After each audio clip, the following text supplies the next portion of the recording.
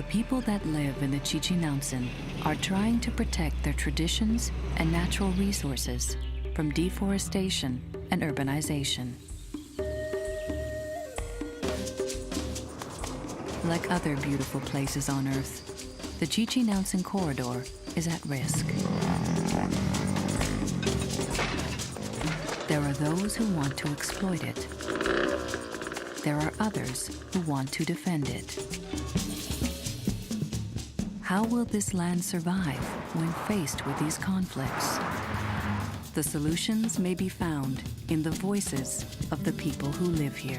Y que de momento lleguen inversionistas porque $3 millones.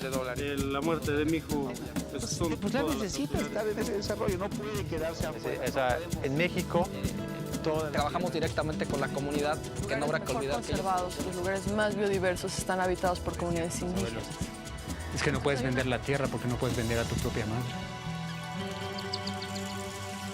Bueno, pues es un área que me ha gustado toda la vida. Yo me acuerdo una vez cuando estaba muy pequeño me perdí ahí en el corredor, tenía 12 años. Me anduvieron buscando los bomberos y cuerpos de rescate toda la noche. Y desde ahí creé un vínculo, yo creo, especial con esta área. Tepoztlán Contreras is part of a group of biologists who study the Chichinautzin and a member of the scientific team that recommended it be established as a protected area. Today, he oversees conservation biology research at the Autonomous University of the state of Morelos in Mexico. Here we are talking about a natural protected area and one of the world's biological hotspots. We are in the center of the country with 47 million people. Close to the Chichinautzin biological corridor, where it borders with Mexico City, you have 17 million. On the Toluca side, you have 3 million. On the Cuernavaca side, you have at least 500,000. And on the Puebla side, almost the same. So you see, it's an area that borders with disorganized human development. Desordenado. Mexico City, one of the world's biggest cities. This urban monster is growing at an alarming rate, with an expanding population that needs more and more resources to survive. Many of these natural resources come from the Chichinautzin. The Chichinautzin was established in 1988 as a biological corridor to join two national parks, Lagunas de Zempoala and El Tepoztlán. These parks are connected by the corridor so that plants and animals can spread freely to preserve biodiversity, and as a natural boundary to increasing urbanization. Spanning over 65,000 hectares, its borders stretch between Morelos and Mexico states, Cuernavaca and Mexico City. A major highway joins this natural, pristine region with these vast urban areas. Each year, more than 7 million people travel on this highway, joining Mexico City and Cuernavaca to the Chichinautzin in just 45 minutes.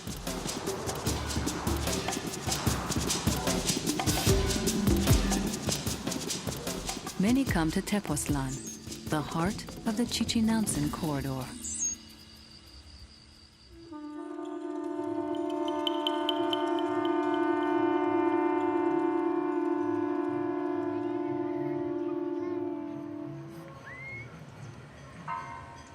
More than 50,000 people live within the Chichinautzin. Tepoztlán is its largest town and has existed here since pre-Hispanic times.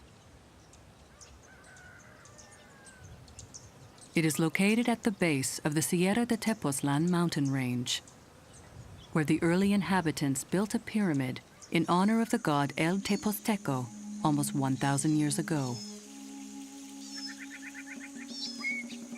For generations, the people here have believed these mountains to be sacred. Many kinds of people are drawn to Tepoztlán's natural charm, creating a cultural fabric that is unique. Tourism is its main economy. But in spite of this, the Tepozteco people have maintained their own identity, which is defined by their traditional relationship to this land. Que el lugar que protegemos no lo protegemos solamente para los tepoztecos, lo protegemos para todos aquellos que quieran alguna vez compartir un momento de paz y tranquilidad, lo hagan en Tepoztlán, ¿no?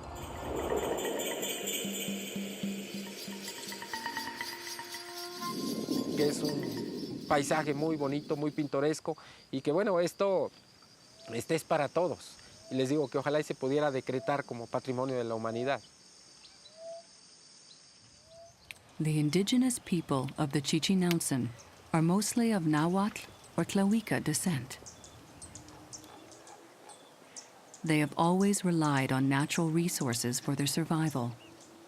Since the corridor was established as a protected area, the people's use of resources has been limited. In some cases, this has affected communities whose economies have relied on agriculture and forestry, causing some people to lose their livelihoods.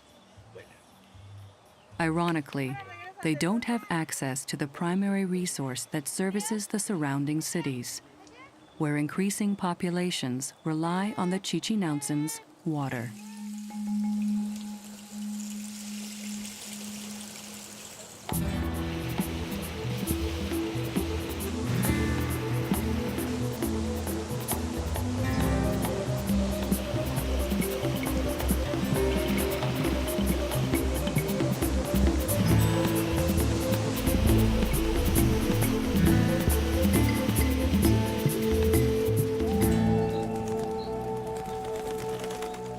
These are very thirsty cities. Water comes here from the aquifers of the corridor, which is the most important water collection region for Morelos and Mexico states and Mexico City. As warm currents of air containing water vapor flow upwards from the valleys over the mountains, the vapor cools, forming clouds. When the clouds reach the forest areas, the water vapor condenses and creates rain. The rainfall filters through the permeable rock and collects in the lakes and deep aquifers within the mountains. Large quantities of groundwater are stored here and pumped to the surrounding cities and towns.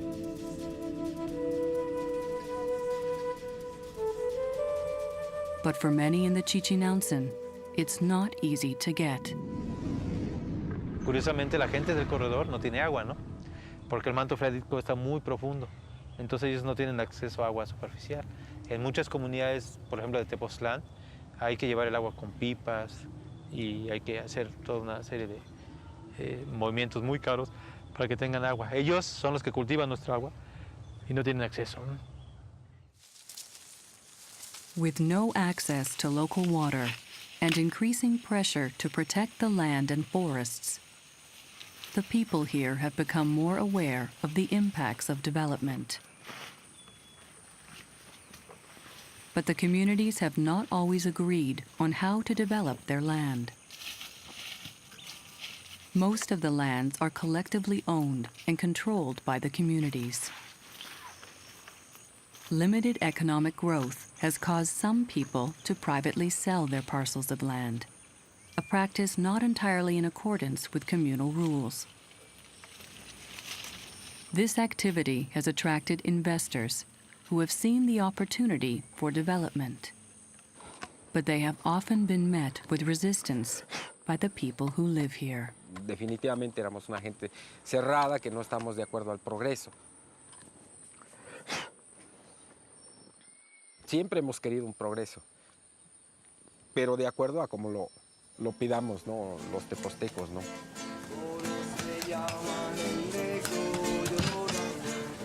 On Saturday mornings, the Tepoztlán market comes alive, bringing the Tepozteco people together.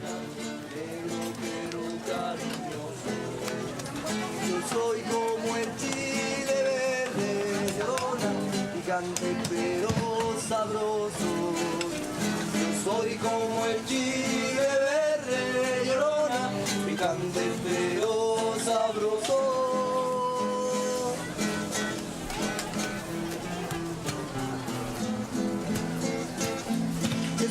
canción cantada en una de las lenguas más bellas del planeta que habita América, en Oaxaca, una lengua india nuestra, los zapotecos. Paginica vena de saluru, paginica vena espaduaguine, ushilaka venanga espiolo. Valeria Sanchez is a native Tepozteco of Nahuatl origin. As a university graduate in the study of ethnobiology, Valeria has combined her scientific knowledge with her traditional beliefs and customs, and her passion for environmental preservation. Mi abuelo pues, dio la vida precisamente por conservar los terrenos de en ese entonces una inmobiliaria que era Montecastillo, que intentaron construir el primer club de golf de América Latina y el Caribe, que era así, enorme. Era un megaproyecto y él se opuso, fue de los comuneros, él era representante de bienes comunales. Se opuso a la construcción de este sitio y se opuso también a la venta ilegal de muchos de los terrenos, que sabemos que son tierras comunales. Entonces él se opuso a la venta indiscriminada de estos terrenos, estuvo trabajando mucho con la gente y bueno, como no pudieron comprarlo, como a la mayoría de los que estaban vendiendo, lo mataron. Entonces a partir de ahí hay un reflejo muy fuerte en la familia hacia el manejo y la conservación de los recursos naturales. It is the natural beauty of Tepoztlán that is its blessing, but perhaps its burden. The Tepozteco people have fought these mega-project developers on more than one occasion.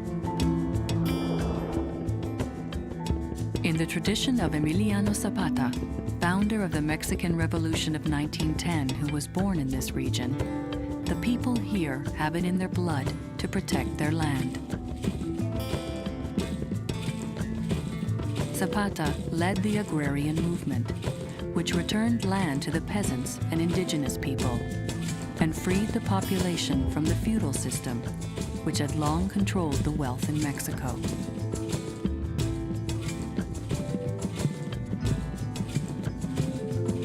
Since this time, the people have defended this land without fear and without compromise.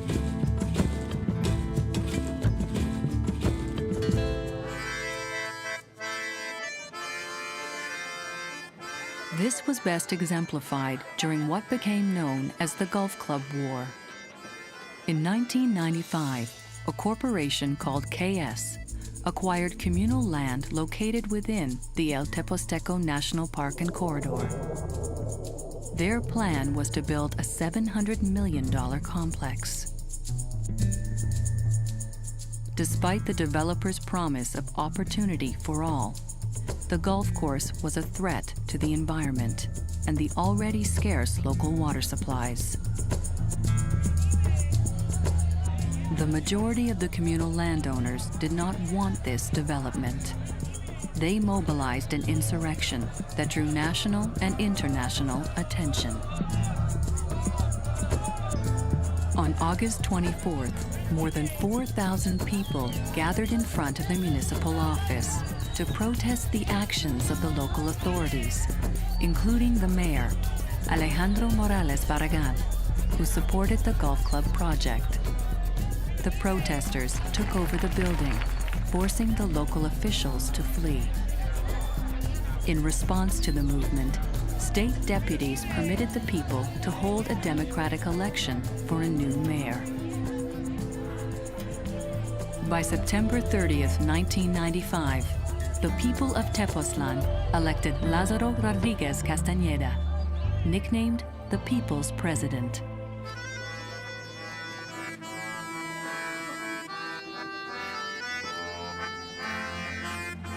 El que hizo el proyecto lo hizo con los pies, porque no supo ni qué.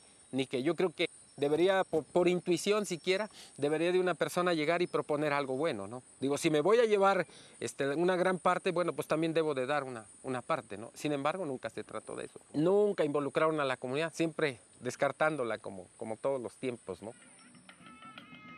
Realmente nosotros queremos defender nuestra identidad como tepoztecos, parte de una cultura que se tuvo, ¿verdad? Y que con tantas tradiciones que tenemos en el municipio, bueno, no queríamos ser desplazados de ninguna manera.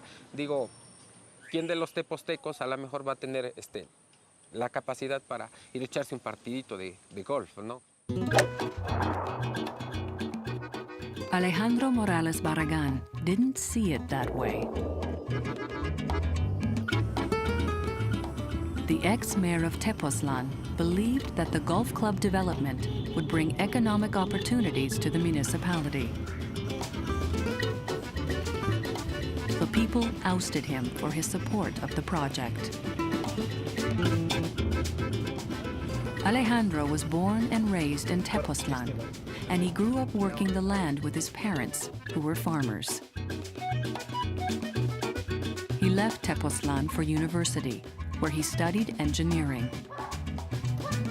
After returning to Tepoztlán, he entered politics, and in 1994 was elected as the mayor. Today, he runs a printing business in Cuernavaca, but often visits his farm in Tepoztlán. Siempre ha sido conflictivo Tepoztlán, o sea, Tepoztlán has always been a conflicted place.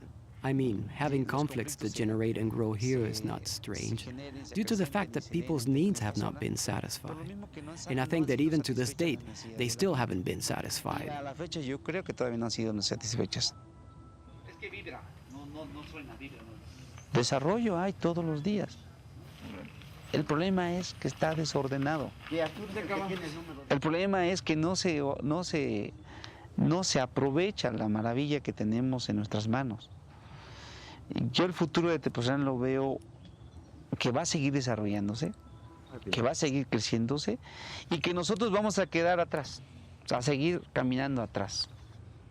Vamos ¿por qué? Porque capital no tenemos. Lo que tenemos es la tierra, pero para poder tener capital hay que vender la tierra. Entonces lo que hace la gente, vende sus tierras.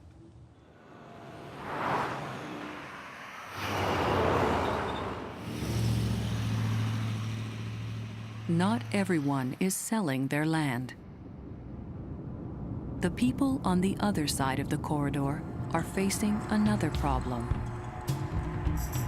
In the Lagunas de Zempoala National Park and communities of Oquilan and San Juanetzingo, the forests are being cut down at unprecedented rates.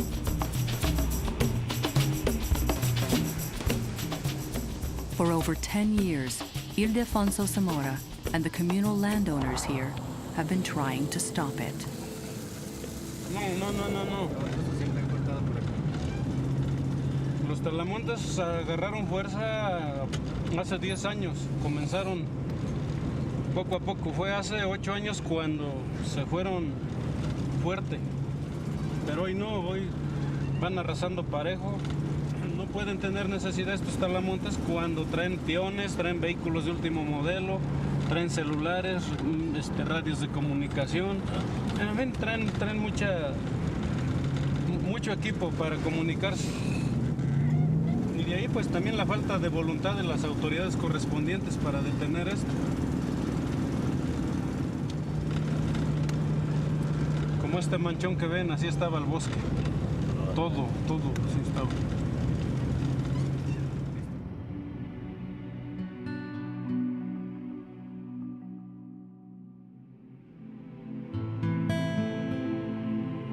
The municipality of Oquilan has the highest rate of deforestation in the Chichinautzin. Unlike Tepoztlán, it has no developed tourist economy. Before the corridor was established, forestry was the main livelihood here. With no alternatives, some people have continued to cut and sell timber from the protected areas, which is illegal. Most of the illegal logging takes place near San Juanetzingo, which is the communal land of the Tlahuica, an indigenous community that has been established here for generations. They raise animals and grow a variety of flowers and vegetables.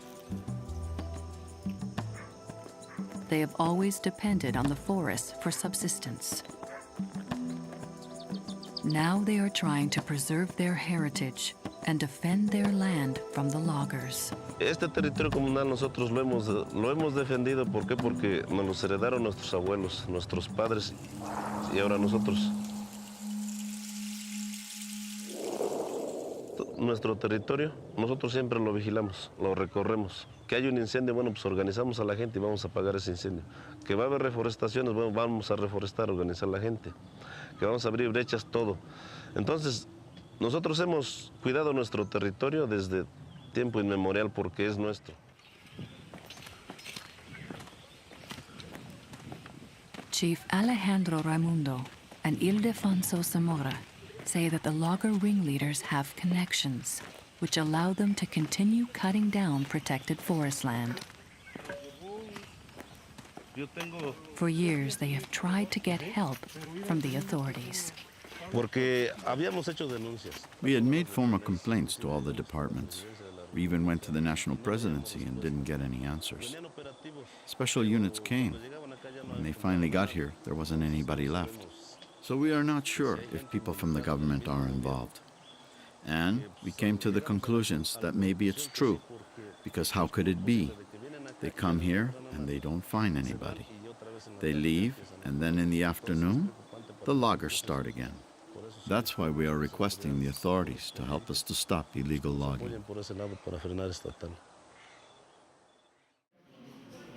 Meanwhile, the newly elected mayor of Oquilan is struggling to cope with the situation and also needs support from the state and federal authorities. Alberto Linares says that the loggers tried to bribe him, so he would ignore their activities. Las órdenes para, digo, ¿quién va a despreciar 50, 100 mil pesos que le puedan dar a los talamontes, no? Digo, yo sí los desprecié con todo respeto, por eso salió a flote, ¿no? Ya me habían balaceado patrullas, ya me habían balaceado un policía, pero no se veía, o sea, ni siquiera se sabía el Estado de México tranquilo, ¿no? Hasta que pasó esto, ¿no?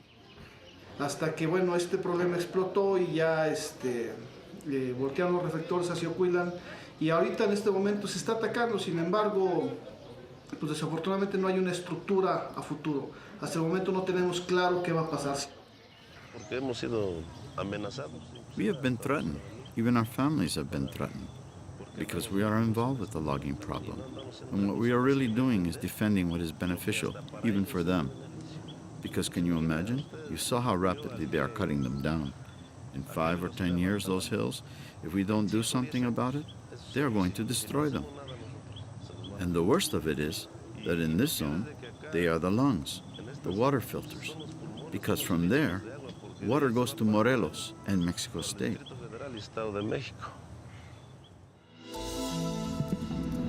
The forests play a vital role in the creation of rain through a process called transpiration. Trees draw up groundwater through their roots, into their trunks and leaves. Water evaporates from the leaves, changes to vapor, and releases into the atmosphere, which condenses into clouds that create rain. The rainfall seeps back into the ground and replenishes the aquifers and lakes. The loss of forests sets off a chain reaction of negative impacts to this cycle. Rapid soil erosion occurs, causing flooding and landslides. Habitat is ruined, destroying plant and animal life. Rainfall is reduced, which means less water gets stored in the aquifers. Water is no longer available to the people who depend on it. Without the forests, there is no water. Without water, there is no life.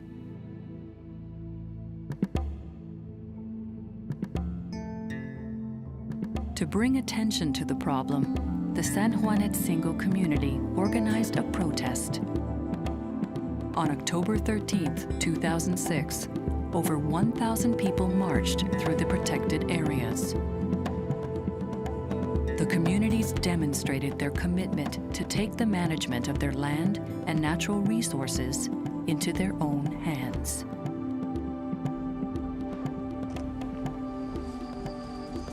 Eso es lo interesante del corredor, que la gente está convencida de que es importante conservar los recursos, ¿no?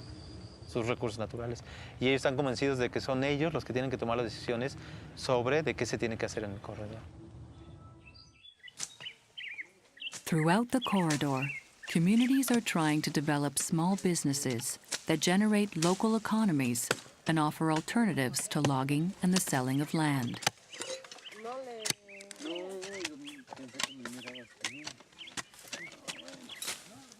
In some cases, communities receive government funding and assistance to develop these projects that manage natural resources in a traditional and sustainable manner while preserving the environment.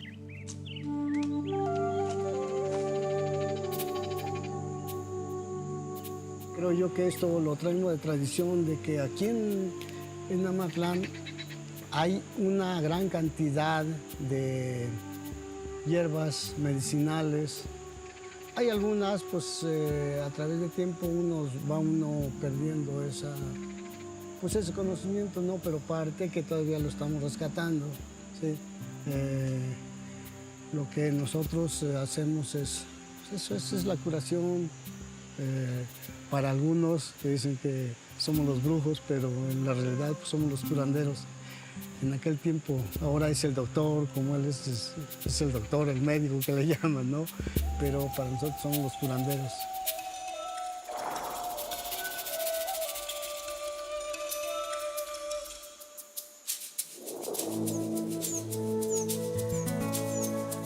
Over 1,400 species of plants and mushrooms grow in the Chichinautzin. More than 200 are used medicinally, yet only 1% has been scientifically studied to better understand their healing properties. De hecho, mi estudio y la información es etnobiología, que tiene que ver más con el uso de los recursos naturales por las comunidades o por la sociedad, las diferentes etnias, cómo manejan y utilizan estos recursos naturales.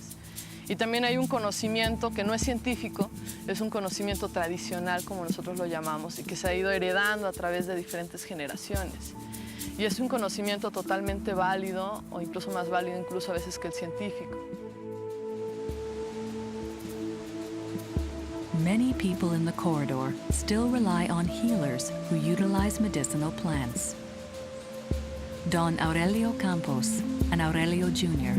are a father-son team who are bridging the old knowledge and customs of healing with a new generation of traditional medicine. De hecho, ya se están perdiendo muchas plantas de las que nos contaban nuestras tías, nuestros abuelos, ¿no? Que se han ido perdiendo, precisamente porque ha habido un poco de deforestación, ha habido muchos incendios. Esta vez que fuimos a recolectar, hay unas plantas que ya no se encuentran fácilmente. With the knowledge he learned from his father, Aurelio founded the Center of Traditional Medicine as a treatment clinic. He has merged his practical training with medical science. The use of this traditional knowledge relies on the preservation of the forests to ensure these medicinal plants will continue to grow here.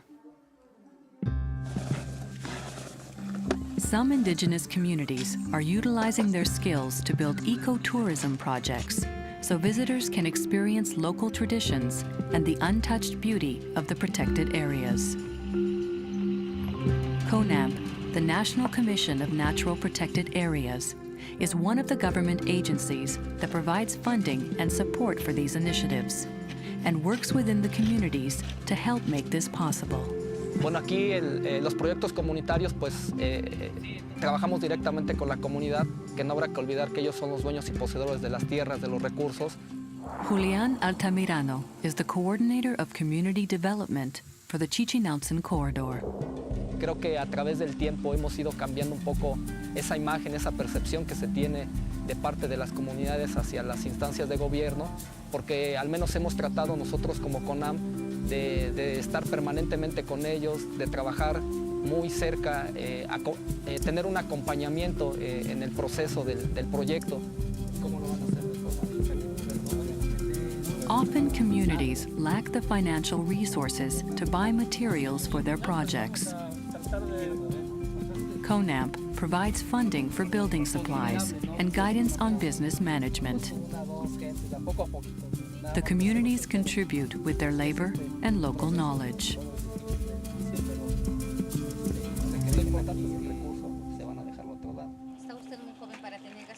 In Incorporating the traditions and customs of the women in the communities is of primary importance to all the projects. Doña Rosa and her mother, Doña Chencha, are planning a health clinic that will give the local women the opportunity to make and sell traditional health products that have been passed down through the generations. The clinic is still under construction, so for now, these women work from their home. They prepare the medicinal plants they grow in their yard to create remedies for a variety of ailments. One of their specialties is a cream made from San Francisco herb, rosemary, and mint, a mixture they have created to cure inflammation. Everything is done by hand. They believe this simple method preserves the healing properties of the plants. The women plan to sell their cream in the new clinic, which will provide a beneficial service to the community and also some income for themselves.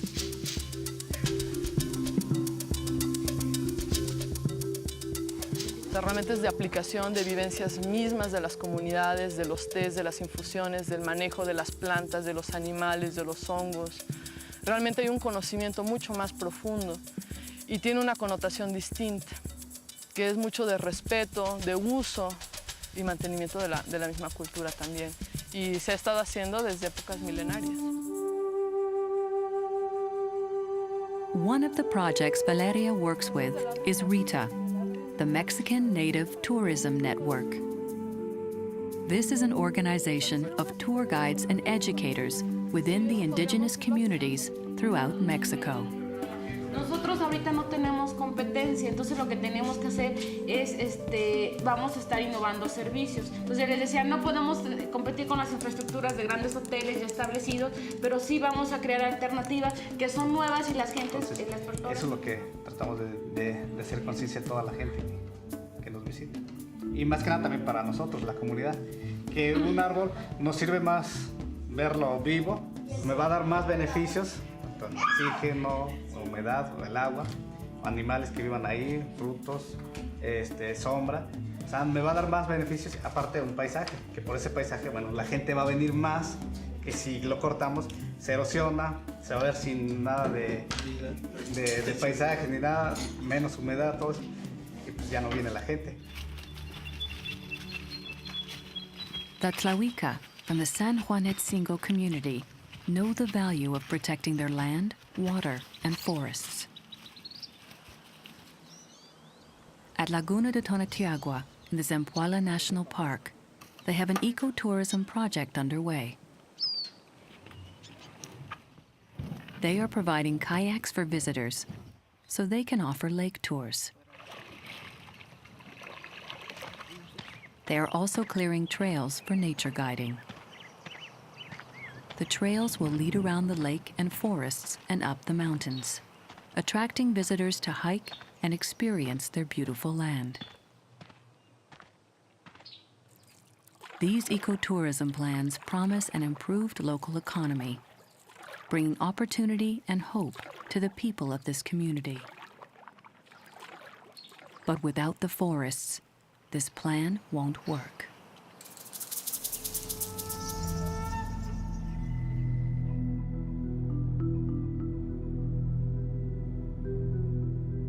On May 15, 2007, tragedy struck. While traveling home, the two sons of Ildefonso Zamora, Aldo and Misael, were ambushed by identified members of the illegal logging cartel. 21-year-old Aldo Zamora was shot and killed. For Ildefonso Zamora and the people of San Juanetzingo and Oquilan, their fight to protect the forests has escalated. Sadly, it has taken the death of this young environmentalist for their voices to be heard.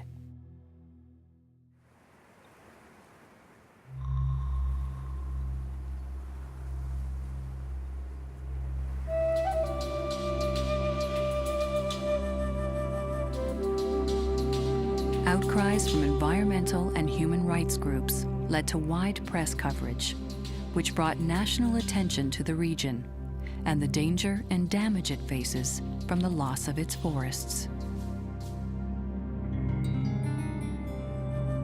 The communities demanded action. The federal government responded by sending in the army and launched a search for the killers of Aldo Zamora. The investigations into the logging cartel operations remain complex and unanswered. In the meantime, these communities are fighting back with positive actions.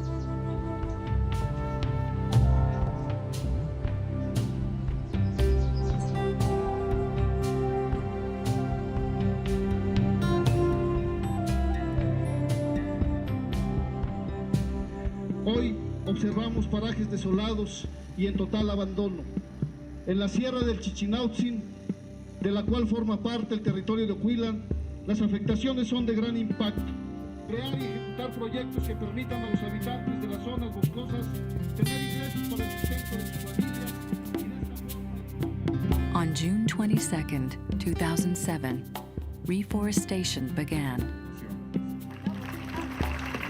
Federal and state government agencies joined school children and citizens. They planted 5,000 trees, a first step taken towards restoring what has been lost.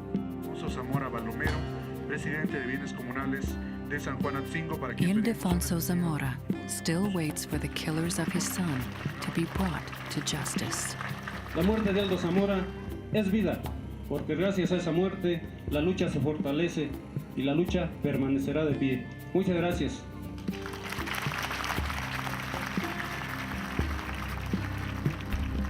A good part of the biodiversity of Mexico is in the hands of the farmers and indigenous peoples, since 80% of the country's land, water, and forests belong to the communities.